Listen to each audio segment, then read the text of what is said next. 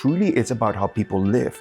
Is us, and you know this, us understanding how people live is what really makes the difference in our business. When people understand that, the value of what we do is so much bigger because we are really making people's lives better. We are having an impact on people's lives. We have defined ourselves as a luxury team, not because of price point, but because of experience. People don't remember what you tell them, people remember how you make them feel. 100%. And so that to us is also one of the maxims on how we operate our business. We make people feel, and we make them feel like everything is at the highest possible level.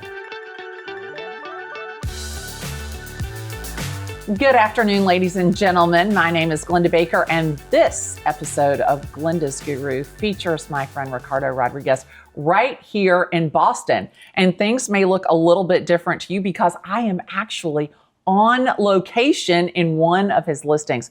Ricardo, welcome to Glennda's Guru. Thank you very much. Very excited to be here. I am so excited to be here with you. You know, the first time that I ever saw you was on stage. Yes. And I was captivated by your energy. Oh, thank you very much. Yeah. Now, the feeling is mutual, by the way, yes. Thank you. I got to tell you, I never met a Latino I didn't love. I've had a husband from Colombia. I mean, my viewers don't even realize we've already danced. My stars and stripes. But let me ask you, I want to ask you about real estate. Yes. Where does your passion for real estate, like where did it come from? Originally I was an accidental agent. I always call it that. I never knew that real estate was for me. Actually, my experiences in real estate were not the most ideal. And so I had this issue, but somebody kept saying, just get into it. You have the ideal person for that. Like you have the right elements for that. And I eventually, kind of like give in. I started in real estate, and I think I mentioned it to you before. It was love at first sight for me. I just absolutely loved it. There was just there's something about it. I think real estate, my favorite thing about real estate is that people who are not part of that think that is just transactional, that is just about the square footage and the number of beds, because that's part of the conversation, the narrative that we have. But truly, it's about how people live. Is us, and you know this, us understanding how people live is what really makes the difference in our business. And so that connection, that ability to really connect people and understand what is important to them, what is not important to them, what they see their life like in the future, what they see their kids' lives like in the future is such an important part of the process. And I think that sometimes we as real estate professionals don't articulate that part, and I think it gets misunderstood what we do. But when people understand that, the value of what we do is so much bigger because we are really making people's lives better. We are having an impact on people's lives. And that's what I love the most about it. And that, I think, is what also challenges me to continue to be creative and continue to challenge the way in which I'm doing the business so that my service, my value proposition is exactly what my clients need it to be. That I'm responding to my clients, that is not coming from me and what I think I need, but that I'm basing everything that I'm doing on my clients and what they want. Well, you make a great point, is that people do life in the homes and properties that we sell them. Yeah. And I always say that we provide the backdrop, they create the memories of life. Yes, it's true. Yes, absolutely. So you came here from another country, you're in the United States. What business were you in before you were in real estate? So I was in two little things. I was primarily an actor. And so before real estate, I was in LA because I was going to make it, right? Then I realized I was having too much fun, and I was like, I know why people get in trouble in LA. And so I was like, I got to go back to Boston and like take a little break. So you were living in Boston, you go to LA. I went to LA. And then you came back to Boston. So I was in Boston in nonprofit. I was doing nonprofit work. Okay. Because when I moved to the US, I started volunteering for this AIDS service organization. And so I was doing a lot of kind of like AIDS related work and all sorts of things. And then I decided to go to LA, but I was an actor at the same time, and I did some theater here. And then people like, go to LA, you'll be great. I had an agent, we tried it, didn't work out. And then I came back to Boston, and this friend was like, do real estate. And I started right away. And so that was, I think almost 20 years in the business. Oh, wow. Yeah. Now, what was your favorite acting role? I did a lot of theater. Okay. And I did two great plays that I love. One of them is called Love, Valor, Compassion. It's a Terrence McNally play that got Tony Awards, the whole thing, very celebrated. And I would say that was my favorite. That was my favorite role. Yeah, it's a really cool play because it takes place on the 3 weekends of the summer. So it starts on Memorial Day, 4th of July, and then Labor Day. And it's the lives of this group of friends. They go to this friend's house in the Hamptons, and all this drama happens. And so I play this. At the time I was young, so I was playing the young character of the Ramon, I think was his name, yes. And I was he was a dancer. All, those guys in that play are all part of kind of like Broadway or something related to that. And so I was the dancer, and and I was, at the time I was the hot, guy in the play, non-relevant in the play. And I loved it. It was an incredible, an extraordinary kind of like, experience. It was wonderful. Yeah. You were the Rico Suave of the play. I was the Rico Suave. I played a couple of those Rico Suave back in the day when I could. Now, no. I love that. So tell me, what do you sell? Like, you sell in Boston. Yes. What is the predominant product home that you sell? Is it single family? Is it a row house? Is it vertical? What is it that you kind of fell into that has really kind of defined your career? Yeah. So for the one of the kind of like inventory type, like niche business mostly. The better way to describe it as a niche kind of like market is new construction, and is that intersection of new construction and luxury. Actually, this unit that we are in is a new construction project that I sold 5 years, maybe 6 or 7 years ago, and so I started when I studied real estate, because I had my hesitations about that. I was like wondering, okay, where do I land? Like I did my environmental study, Right. I looked around who was doing what the top agents were doing and all this stuff. And I looked and I was like, you know what? It seems like people are not necessarily focusing on new construction. And new construction is something that I loved because it utilizes my kind of like natural gifts, if you want to call them that. I love interior design. I love space, architecture, and those things to me come very naturally. And so that first year that I started real estate and I did that environmental scan, I realized that could have been a place for me. And so we had phone books at the time. I lined up and and we got all the builders. Real estate developers, whether it's, construction companies. And I set up meetings with every single person that would take a meeting. And I was brand new, and I would go to them and I would be like, look, I am brand new on this, but these are my strengths. And I think that a lot of people that I'll be competing with don't have this. This is what I can help you with. Most people laughed at me. Most people gave me, weird faces. But there was one group, New Boston Ventures. They called me that same year and they said, we have this building, it's 25 units. We already have a sales team on that, but we would like for you to join that sales team. And so they put me with these other agents, experienced agents on this sales team. And that was my first year in the business. And that was my launching platform because I learned so much about that. And I took it so seriously. Right. I think out of the 25 units, and this is 2007, somewhere around that, when the building kind of like launched. And we know what happened around that time with the markets. And so I was like, I felt responsible for these clients and their business. And I think so out of the 25 units, I think I sold like 16 or 17 of those units. I took it so seriously. Like, I'm doing this for these guys. But it was also an opportunity for me to learn. And that one launched my career. And so what I do mostly is new construction. I would say a good percentage of what we do is new construction, and that intersection with luxury. By the way, New Boston Ventures that I mentioned did this building with us. We have another building we are launching next year. So 20 years with this same? The same. Actually, the majority of the developers that I work with,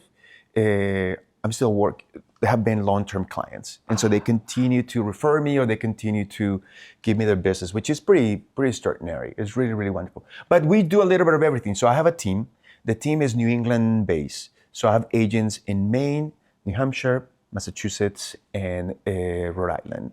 And so not all the states. It's more like coastal towns. So from, let's say, Kennebunkport in Maine down to Portsmouth in New Hampshire, in coastal Rhode Island, like, Newport, those areas, Providence, and then Boston, as well as Cape Cod, all the way down to, not the islands, not Nantucket or Martha's Vineyard. We don't do that. It's a very discrete kind of like market, but all the way down Cape Cod to Provincetown. And so we do mostly coastal towns, coastal cities. Oh, But we wow. do everything from a rental to your first home to your 20th home to your regardless of price point. I always say that we have defined ourselves as a luxury team, not because of price point, but because of experience. So I always argue that. Stop right now. Yes. I want you to repeat that. Yes. I'll listen to what he just said. He doesn't define luxury by price point. It's an experience. Luxury is not a price point, it's an experience. Oh my It's really- stars. Listen, I always say, like, if you go to LA, right? Luxury in LA might be a $5,000 t-shirt. Yeah. If you go to Texas, it might be your $5 million home. I don't know. There are very different ways to Right. define luxury that are subjective. But the experience of luxury is the experience of luxury. I'm going to steal that. I'm No, gonna but it's tell true, you, right? I Like, love it. Look, when you go to shop for your jewelry, Yeah. it doesn't matter which brand you're going to. They're all providing this kind Yeah. of like similar level of service. And Yes. there's something about it. And it's the spirit of luxury that we adhere to regardless of price point. So we treat all of our clients as if they're a luxury because they are to us. And so Right. we define our business and our team as a luxury team, not because we only do high price points, but because we truly adhere to, kind of like a luxury brand. Well, I did your podcast right before we're doing this one. Yes, yes. And one thing that you talked about was when you went through the real estate experience, that you felt like that you got a 3-star experience. Yes. And if 3 stars, maybe Yes, not even no, it was 3. less than that. Believe me, yes. Yeah. And I think that it feels like to me that everything that you do, I mean, I remember when I walked into this unit, I'm like, whoa, like, Yeah. holy cow. Thank you. And you're right. The experience Yes. that you're bringing to your clients, to your team, Yeah. is a luxury Yes, it is. experience. Listen, we work with the full spectrum of clients, right? So we have our clients that are billionaires. We have our clients that are buying their first home or like literally is their first rental. It doesn't, it really doesn't matter. Yeah. When they're coming to us, first of all, our business is 100% referrals or repeat clients. Get out. Yeah, so we don't do any sort of, we don't go for any other No, lead. you're not And then buying leads off the internet. It's None of all that. really just working within our sphere. And so when clients are coming to us, they already know in some ways who we are, and they're coming to us because they know what we are doing. And so we feel very responsible for that, and it's that experience that is the most important thing. A lot of nowadays when you talk to agents, we talk a lot about brand and brand development and value proposition and all those things. And I think people get sometimes confused because they think that brand is your logo and your postcard and your website. And those are tools, are marketing tools.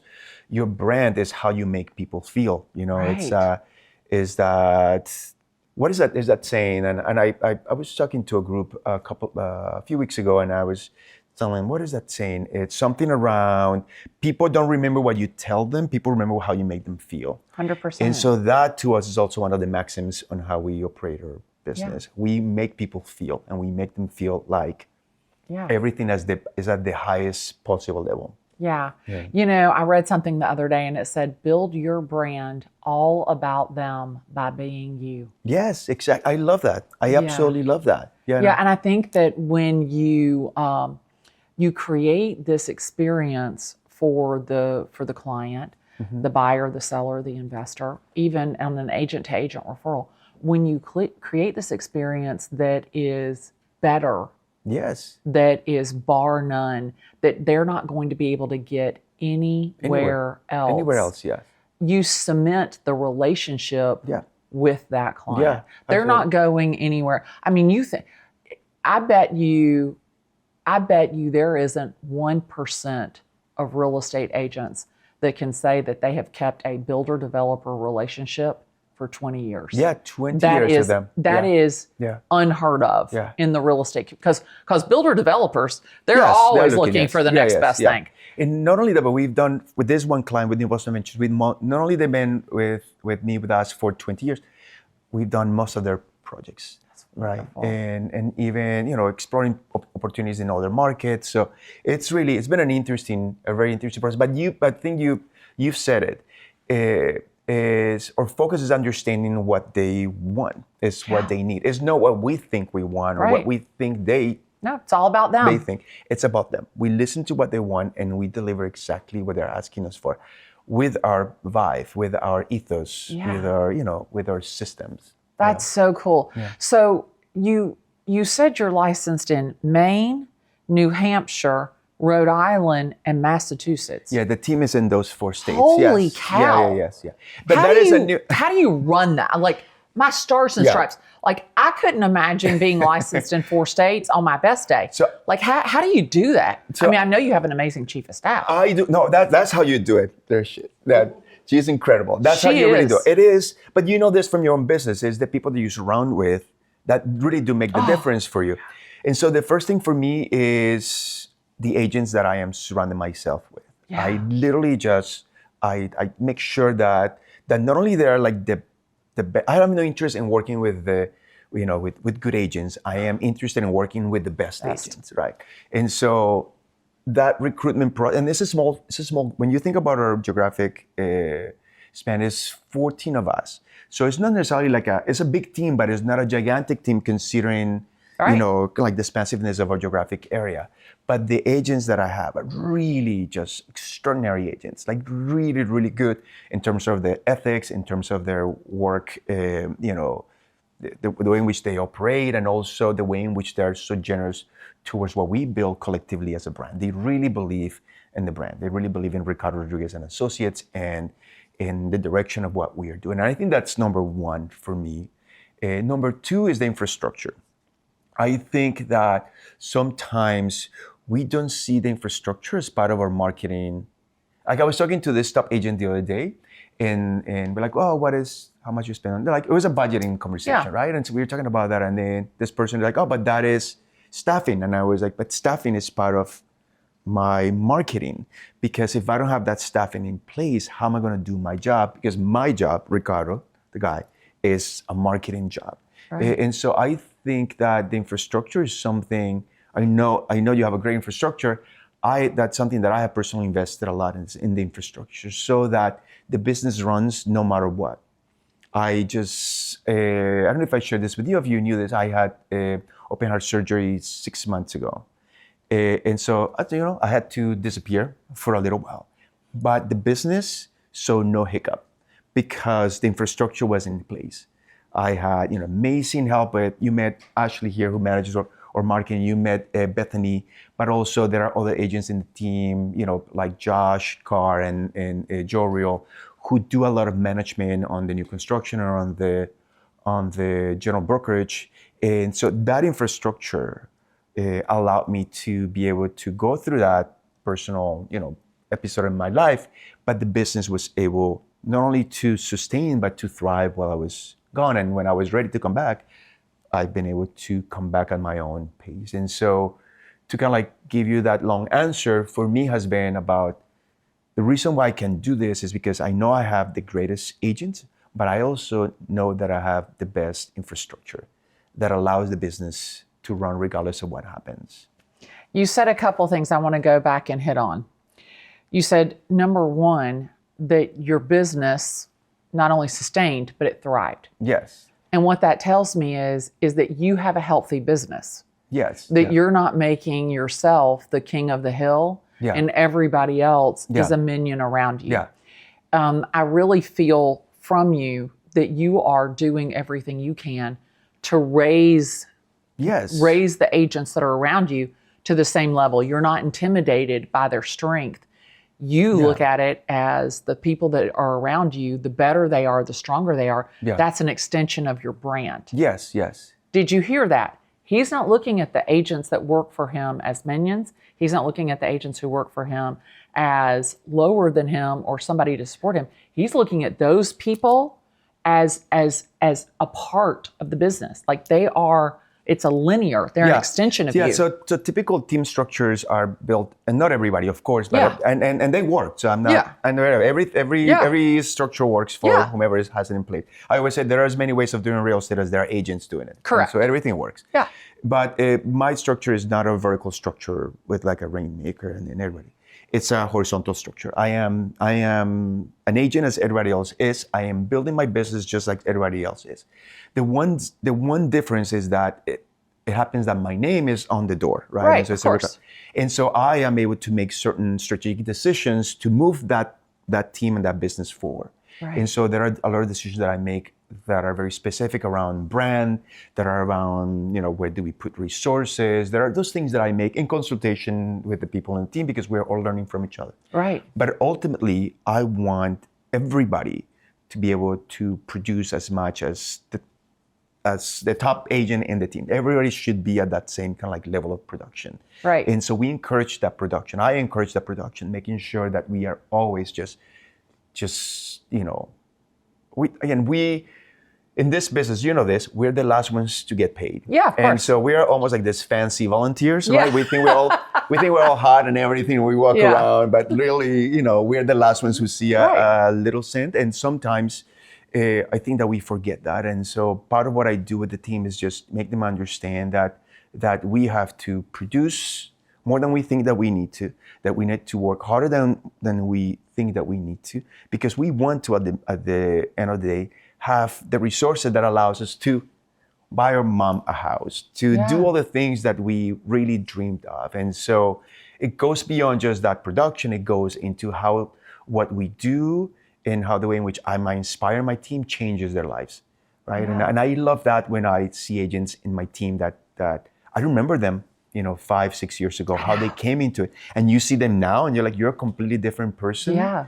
You're a completely different professional and your life is completely different from what it was 5-6 years ago. And all those things for the better. And that is And doesn't it make such an you amazing feel thing. great to Yes, feel yeah. like that you had a part of that? Yes. Now, the other thing that you said in our conversation, and you said it so naturally, I don't even know that you What did I say? realized that you said it, was when you look at your agents, you have, the first thing you said was, I have the most ethical. Yes.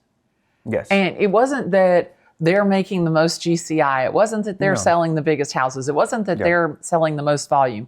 The first thing that you said, and you said it so naturally, almost just like it was the only thing that the ethics of the people that you surround yourself with are vital to your success. That is the most valuable thing, is that's what brings you longevity, in my opinion. That really is. Sustainability. And yes, I am not here to spend 2 years, and I know the agents that work with me are not here to work 2 years and then leave, right? Right. We've seen them come and go. We've seen the agents that come, they kill it for 2 years, 3 years, and then something happens and they go. Yeah. The market eats them up, or market conditions change and then they're gone. We've seen that stuff, right? But we're here for the long term. I've been doing it for 20, means that I'm going to be here most likely for another 20 at least, right? Yeah, of course. First of all, I love what I'm doing. And so this is a long-term kind of like strategy, and the agents that work with me believe on that too. They're not here just for 2-3 years. They're here for the long term. And so I always say that real estate could be, as a profession, could be a really good source of cash flow. The part that is hard is turning it into a business. And so what I want my agents to understand is that we are not in an activity of cash flow, because that you could create cash flow in some other things, but we are not in an activity of building an actual business. And ethics are an important part of that, because that's what creates, we discussed earlier, creates that longevity, and it creates that, it's just that. It really is about that longevity, and it's about how it also helps define the level of service that you are providing. I love it. So do you have a regret in your career? Is there one thing that happened that you are like, I wish I could go back and change that one. I wish I could go back and take that one out. So I don't know. I don't have regrets. I do have moments in which I wish I would have done something sooner than later. I think that sometimes we get like lost in our head. Like things are happening and you react out of an emotion, and there are these things. You know how it is. Yeah. It's as we know, it's a very energy-filled kind of like business. And so I wish that sometimes I would have just let go of feelings that had nothing to do with the business, and that I would responded to things much faster or differently. I learned this lesson from a very dear colleague of ours, and I'm not going to mention her name because I never mentioned this to her, but we were having dinner once, and she said to me, "Are you always this nice?" And it took me back because she didn't mean anything. I was like, what does it mean, right? Yeah. And then I realized, talking to a very great friend of mine, who's a great client as well, and he was talking about the best, what is that thing? The best little boy in the world, right? And how sometimes we are raised to be the best little girl in the world, the best little boy in the world. And I see that pattern a lot in real estate. And what that does, it makes you say yes to a lot of things that you shouldn't. It makes you be nice in situations that you shouldn't. And what I've discovered is that I am a nice person, so I will be nice. I will always be nice, but I don't always have to be that. What I always have to be is good, right? That's why I have to be a good person. I have to be a good son. I have to be a good, team leader. I have to be a good agent. That's what I am. That's what I'm expected of the world. If I don't want to be nice, it's okay. But the part that is not okay is not being good. I always have to be good. And so I wish that I would have learned that a long time ago, because it would have changed a lot of the ways in which maybe things happen. Wow. Do I make sense? It makes complete and total sense. I love it.